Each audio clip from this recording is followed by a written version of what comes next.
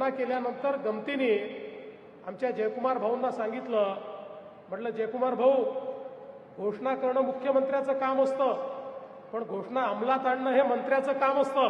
त्यामुळे आता जबाबदारी तुमच्याकडे दिली. आता हे स्मारक झालं पाहिजे, ही तुमची जबाबदारी आहे. मला अतिशय आनंद आहे की जयकुमार भाऊंनी रेकॉर्ड स्पीडमध्ये याचं सगळं काम या ठिकाणी पूर्ण केलं. आम्ही त्यांच्या पाठीशी होतो. मी असेल, एकनाथराव शिंदेजी असतील, अजितदादा असतील, आम्ही सगळे आम्ही सांगितलं तुम्ही पुढे व्हा, आम्ही तुमच्या पाठीशी आहोत.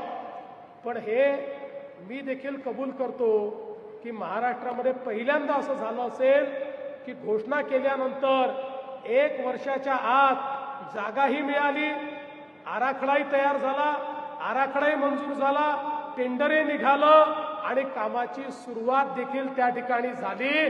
असं यापूर्वी कधी घडलं नव्हतं. खऱ्या अर्थानं ही जादू जर कोणी केली असेल तर ती आमच्या जयाभाऊंनी केली, हे मात्र या ठिकाणी मी मान्य केलं पाहिजे.